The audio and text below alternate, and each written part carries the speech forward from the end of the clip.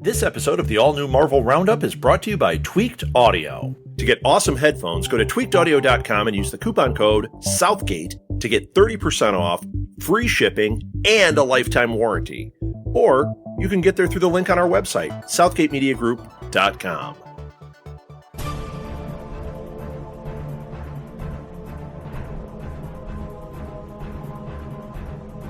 Hello and welcome to the all-new Marvel Roundup, the Southgate Media Group guide to the Marvel Comics of the week. As always, I am Phil Parrish. Unfortunately, Charlie Esser could not be here with us this week, but we got one of the few people who could fill in for him. You've heard her the last 2 weeks, and she's been here before, as Charlie calls her, the distinguished competition, Miss Lilith Hellfire. Hey guys, happy to be back. Picked out a few books that I thought Phil wouldn't pick up, in the spirit of how this show is usually done. So. All right. Well, as my guest, why don't you start with a book that I didn't get? Civil War II, Choosing Sides, #1. Anytime a book makes you choose sides, it's an interesting setup. I don't know. I don't like this whole Civil War II thing. I haven't really cared for it. The tie-ins except for the one that I talked about last week, just really haven't been doing it. Well, no, the week before that, haven't been doing it for me. But this one was okay. We delved into like the main conflict a little deeper, which I guess is why I liked it a little bit more. Everything else has been feeling really like superfluous. Mm-hmm. So I'm really digging that part of it, but.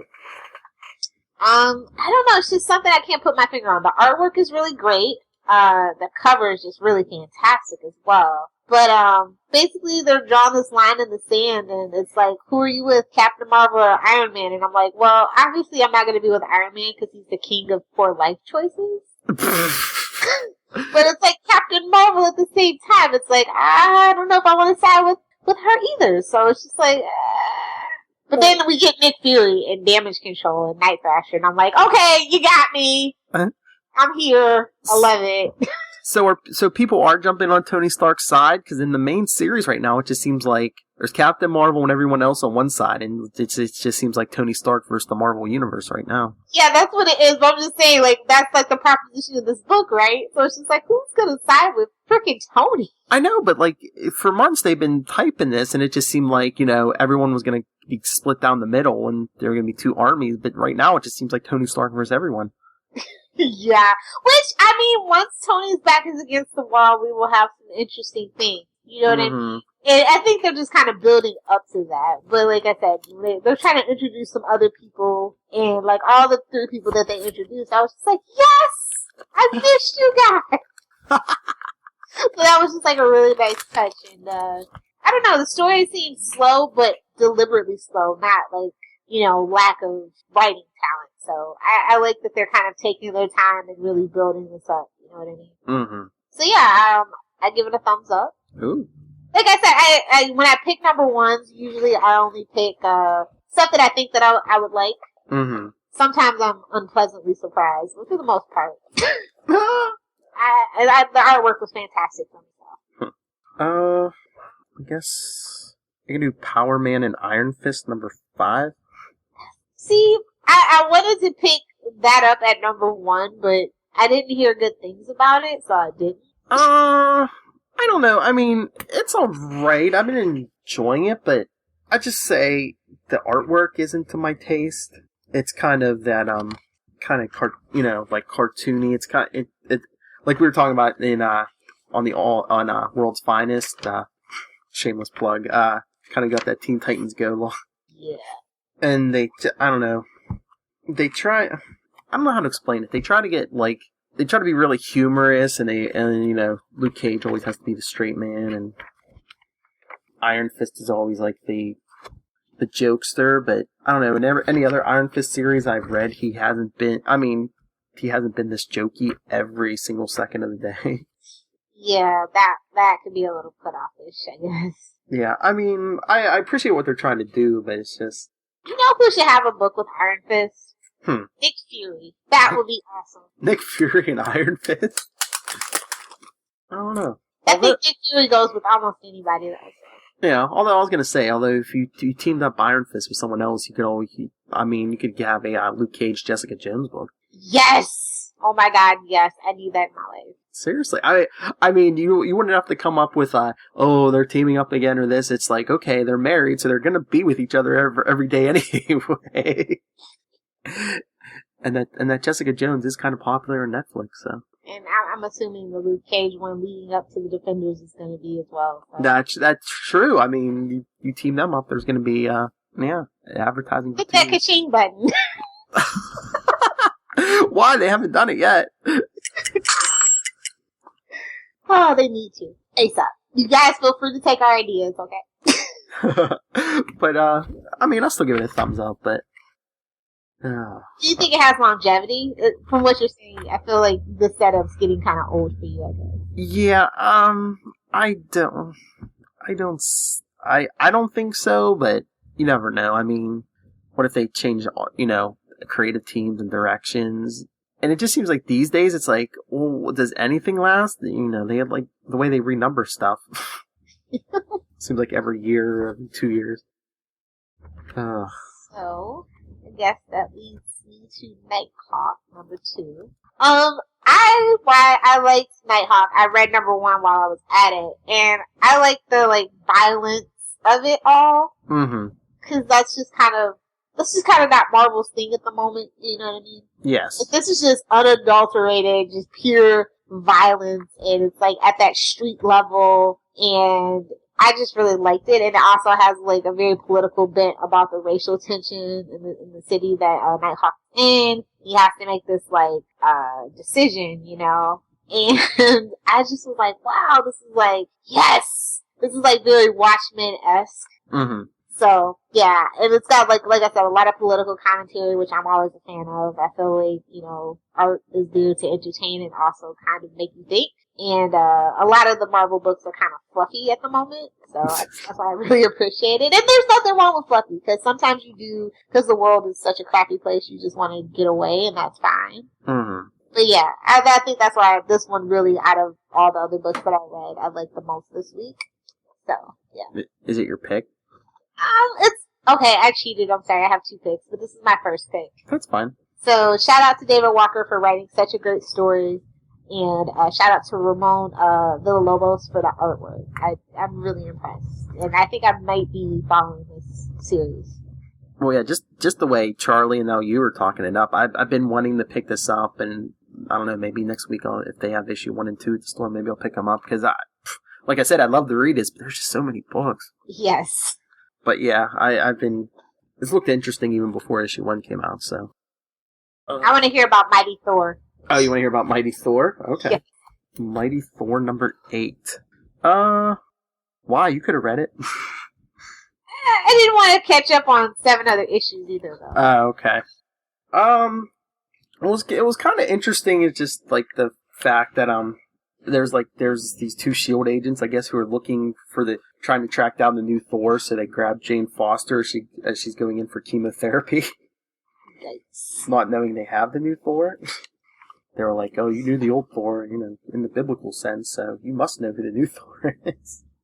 And it's like, dummies, why don't you suspect her? Why, because she has cancer?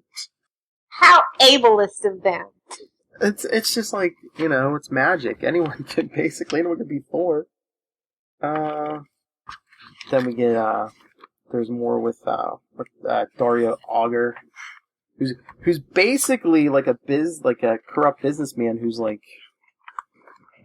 he basically wants to drain all the natural resources of the 9 realms. Wow. Yeah. That's rough. Yeah, and it's just weird because he's sitting around. He was sitting around with a bunch of villains. I guess they have their own little thing.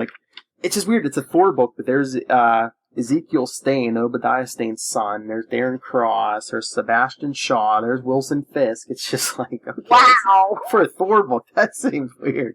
Are they getting their own crime syndicate over in Marvel or what? I guess they have their own crime syndicate, and they're telling Auger he's overstepping his bounds, and they're just a big fight breaks out. And that's a cigar smoking mustache twirling going on over there. But No, I know. Me and Charlie enjoy this book every month. I mean, it's a thumbs up. I've been enjoying the art since the first issue. Like I said, sometimes it's a little weird, but I think they do a good mix of mixing like the mythological and like Earth and everything. Kind of like I want Wonder Woman to do. I think it's coming, but like I said, they have a lot to build up to. Yeah. So the only two you have left are the ones I got? Yep. Deadpool versus Gambit #1 and Captain America, Sam Wilson #10. Okay. I don't know if I should burn through some of these I got. Yeah, go ahead. I know you haven't been reading Totally Awesome Hulk. No. Although, if you would read any of them, you might pick up this one, because it kind of explains what happened to Bruce Banner. Oh, really? Yeah. Well, I mean, they kind of showed it in the previous issues, like, he was kind of, like, the Hulk was kind of absorbing, like, a reactor that was melting down, and then he was going to melt down, so Amadeus Cho kind of absorbed all his gamma energy out of him, but, this issue is basically, like, from 4 months ago, Banner discovers that he's not the Hulk anymore, and Amadeus Cho is. Oh. Bruce. Well, then it just looks like Bruce has a death wish because he's like racing a car through the desert till he wrecks it, and he's out in the middle of the desert with like no water or anything, and he ends up in the hospital. But then he leaves. I guess he's in Vegas. He's playing at a casino, and of course everybody's running out of the casino because they're like, "Oh, it's Bruce Banner, run!" And then, but then Tony Stark shows up to talk to him. Does he even want to talk to him? Who knows? Maybe he's trying to make friends. He needs all the friends he can get right now. Science bros. They're trying to make science bros a thing again. I guess. But he's basically, Bruce, stop punishing yourself. It wasn't you. It was all the things you did, it was the Hulk. And Bruce just says, he let out his anger, which he can do now. Because he's like, you guys just lied to me and shoot me into space and stuff. But, spoiler alert, in the end, they just, hug it out. Because, Tony, hops out of the armor. He's like, if you want to take a shot at me, go ahead. And then they just, end up hugging it out. And I'm like, he's jumping out of the armor? I'm like, what is this, Robert Downey Jr. with, contract? I have to have my face on screen for so long? Oh, that's a great analysis. But, I mean, it was good. It was another thumbs up. I've been waiting. I thought they were going to give us, more info, but it was just yeah, everything you saw, that's how he lost the Hulk, but he's been doing some soul searching. I'm just going to be honest. I mean, I like the Hulk, actually. I just don't like when DC tries to make one. Yeah. But, the Totally Awesome Hulk, the title put me off. Why I'm not reading it. Just ugh. Yeah, I mean, they kind of play Amadeus' Hulk kind of goofy sometimes, but I think they're kind of hinting around that maybe, he's not quite as in control of the Hulk as he thinks he is, but they really play up that, he's a teenage boy who hulks out, so his hormones are racing. Oh, lovely. Yeah. Like I said, thumbs up. Have you haven't been reading any Doctor Strange? I've been trying. Because of the movie, I don't know much about this new iteration of Doctor Strange. Mm-hmm. Is it something I should be interested in? I know that, the dude stripped of all his magic. Yeah, it's the last days of magic, and, basically this guy, what was it, an issue 2 back, they were kind of, the villain, they kind of made him kind of like a Superman archetype. I don't know if it was he came from, another dimension, I think, but it seemed instead of the planet being destroyed by science or something, his planet was being destroyed by magic, so his parents shot him off into another dimension. Wow, talk about the time out. Yeah, so now he goes around stripping everywhere he can of magic. So yeah, now he's trying to strip the earth of magic. But it's kind of interesting now because Doctor Strange is and every mystic he can find is they're scraping together the last bits of magic on Earth, and they're gonna try to beat this guy. Because even in this issue, he has Do you think they're gonna succeed with getting rid of magic in the Marvel universe? Is that something? Well, that's what I was gonna say. Do you think they would get rid of magic? Could they get rid of magic entirely? I mean, they could. I guess, but then everything would be science, tech based. But then what's Doctor Strange? I mean, with the Doctor Strange movie coming out, do you think they're going to strip Doctor Strange of magic? Unless it's like a temporary move, and then by the time the movie comes out... I think so. I mean, they worked it out just in time for Batman versus Superman for everybody. So. Mm-hmm. They're more carefully coordinated than we've seen, so maybe. Mm-hmm. But I mean, he has his own little army. They're scraping it. Like, he has Scarlet Witch, Damien Hellstorm, Shaman, Magic. Wow. Yeah. They've got their own little Justice League Dark over there. Yeah, kinda, yeah. And then, then he finds out Wong had a secret. I guess the big thing about this current Doctor Strange series is, like, they say magic has a cost. Like, it could take, like, a physical toll on you, or... So, like, Wong had, like, a bunch of, like, monks who would, like, take the damage for Doctor Strange when he was using his magic. Huh. That's not gonna come back and bite him in the butt. No. Oh, no, there's, like, they kind of showed it last issue, but then it was in this issue, like, they had a thing in the basement of Doctor Strange's mansion. It's basically, like a creature that's... So it's like the portrait of Dorian Gray? It's, like, made up of misery and, you know, all that fun stuff. Wow.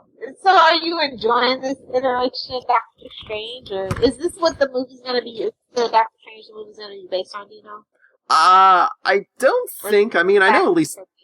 Yeah, at least some of the movies probably could be an origin story, but I think, like, Charlie's always saying they're probably going to have the movie kind of be like, you know, like, you know, they're not going to, I don't know if they're going to call it magic, but more like a different kind of science, because he's always like, yeah, the Chinese censors are always kind of funny about magic. Yeah.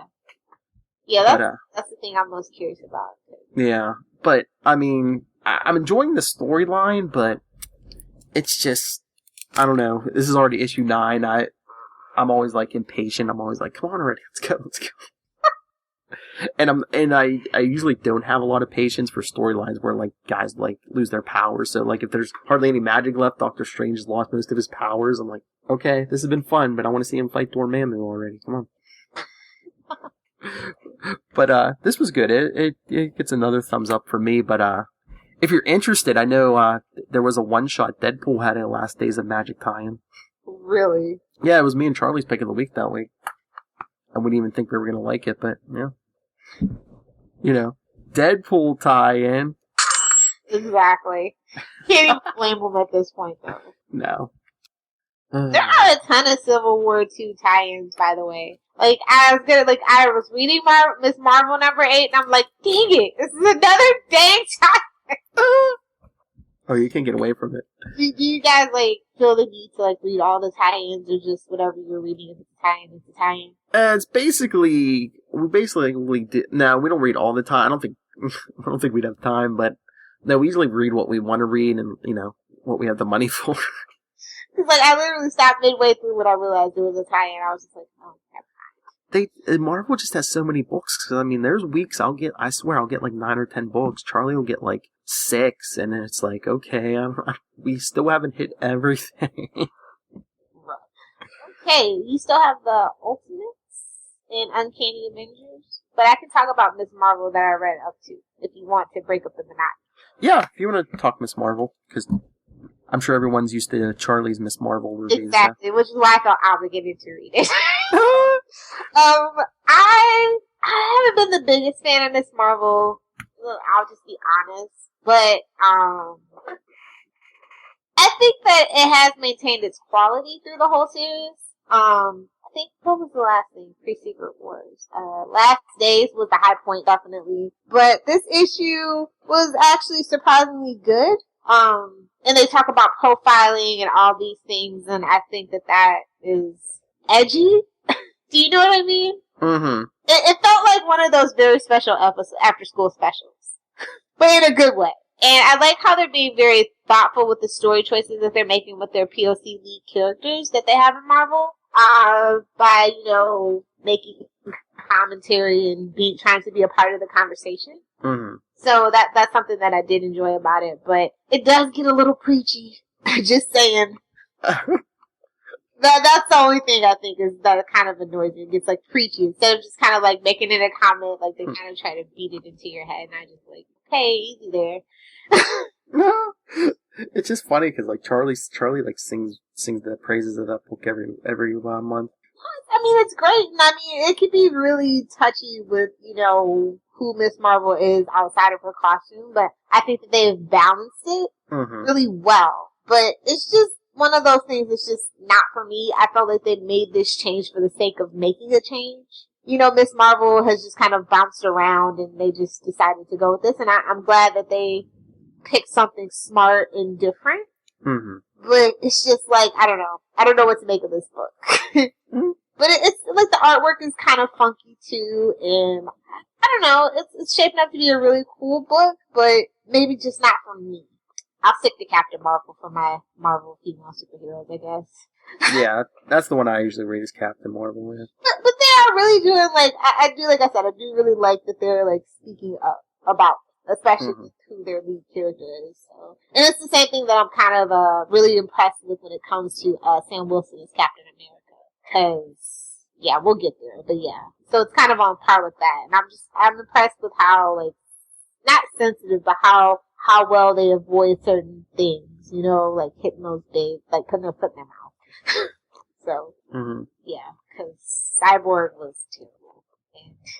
And just saying, when you have, like a lot of places don't do POC leads very well anymore, so I'm just proud of Marvel for that. So, is this a thumbs up or a thumbs Oh, sorry, Charlie. This is a thumbs down for me. Oh. I think if it wasn't Italian, it might be a little better for me. Like, I'm just, every book that I picked up that I wanted, I was like, it's Italian. So, I think that's really what put me over the edge to make it a thumbs down. But, maybe next month I'll come back and maybe it'll redeem itself. Until no, Miss Marvel number 9. Okay. Let's hear about some of those, Ultimates or Uncanny. Alright, I'll do Uncanny Avengers 10. Have you heard Hank Pym is back in town? Yes, I did hear that. He's kind of bonded with Ultron. Like, literally. Yeah, that did make me excited. How about you? I don't know, I wasn't completely sure, because I know one of the books Charlie was reading during Secret Wars, there was like another version of Hank Pym, I think, and so we weren't sure if that was like a different version of him. But basically, they have the Wasp just like try to talk to him, so, like, oh, don't you love when we went here? And then they realize that he doesn't know Hank Pym doesn't know what he's talking about, so then he goes nuts. As one would be primed to do in that situation. So you don't read this book? Deadpool and Cable are in this book. Oh, yeah. I just... I can't with it. Oh, look, there's Hydra Cap. Ooh. Well, hopefully they clean that up, because I think... Give him a Snickers. He's not himself when he's hungry. The second issue comes out next week, so hopefully they... Oh, they're gonna drag that out, buddy. Yeah, it's been printed. There's no damage control now. But basically, I mean, the whole issue ends with, like, poor Deadpool, like, Hydra Cap's telling him, don't shoot Hank Pym, and meanwhile the Wasp is telling him, shoot Hank Pym. Because he's all Ultroned out. He's conflicted enough. Yes, that he is. No. But, I'd give it a thumbs up. Okay. Then I guess I will do Ultimates number 8. This one was kind of... It wasn't, like, the usual thing, because, like, they usually go a lot more deep and cosmic with this book. Like, did you know they've kind of turned Galactus around? Now he, like, gives life to planets and doesn't suck the life out of planets? Oh, everybody needs redemption. Yeah, and they basically went outside of time to see how broken it was, and they're the ones who kind of let Thanos back in after Secret Wars. Thank you very much. Oh, okay, fair enough. But no, I'm surprised you don't read this, because like I said, me and Charlie usually really enjoy this book, and it's Captain Marvel, Black Panther. I read up to issue 3, and issue 3 just kind of really turned me off, and I said I'll wait for the trade, I guess. I mean, I enjoyed this issue. It was another thumbs up for me, but I don't think it was up to the usual standards of this series, just because I think it was a tie-in, so they were cramming all this Civil War II stuff in. Yeah. Oh, look, I'm surprised you don't read, since you actually like Ultimates, is Web Warriors. Because that is, like, really meta, and they're literally traveling the multiverse. I can only read so much. I mean, I read Amazing Spider-Man, Spider-Man with Miles Morales, Spider-Man 2099. But you would have really liked this one, because you got a giant Spider-Man robot in this one. Oh, yeah? That was really cool, actually. Was that this week? Yep, number 8, right? Yeah, that was this week. Okay. Plus Spider-Ham. Come on. It reminds me of that Simpsons part where he's like, a Spider Pig? Spider Pig. Does everything a Spider Pig, Pig Spider can do. No. I mean, like, I really like meta stuff, and I do like cosmic travels in a team book, and I really did enjoy, Web Warriors number 8. It's a total thumbs up. It's a fun romp. I think Mike Costa and David, Ladian are like a really great team, and I hope they don't, break up that team for quite a while. The art is, like, funky. It's an adjustment for me, but it works for the story that they're telling and the characters that they have, so. This issue has bromance. Guess who kissed in the Ultimates? Ooh. The Blue Marvel and, Spectrum. No! Yeah. Why? I don't know. Not everything needs romance. And I'm like, isn't he old enough to be like her father or grandfather? Yeah, I know. It's like, come on, because like I know Charlie's always yelling at Old Man Logan. He's like, don't hit on teenage Jean Grey. Exactly. But like I said, it was a thumbs up. But like I said, sometimes I think what this book suffered from this week is the crossovers, like bog some of this stuff down. Oh yeah, I thought Convergence was tedious. This thing got nothing on Convergence.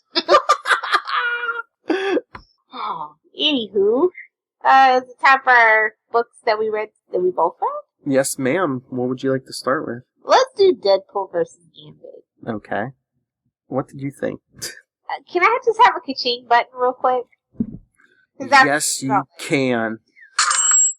I feel like I expected more from somebody who did Thunderbolts. I'm just saying. Yeah, I mean, do you think that whole Spider-Man and Daredevil thing in here was just kind of like a way to fill the first issue? I'm gonna tell you what, it was odd structure, and the storytelling choices were just like not getting like to the coordinate dynamic of these two. It just didn't get the attention it deserved. The setup was just kind of for me. Yeah. Here's a question: what did you think of the art? I thought that it was a bold choice. I don't think it works for me. Because it's not the same artist, but this is kind of close to the style that Power Man and Iron Fist have. Oh, you think they're all trying to get a little more homogenous? I don't know. It wasn't off-putting, it was just not what I was expecting for a Deadpool Gambit book. Yeah, exactly. So I was expecting it to be a little cleaner, a little sharper. Yeah.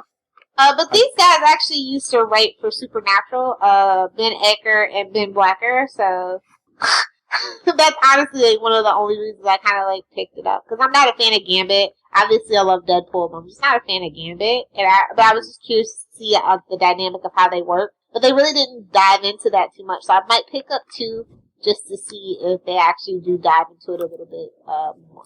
Mm-hmm.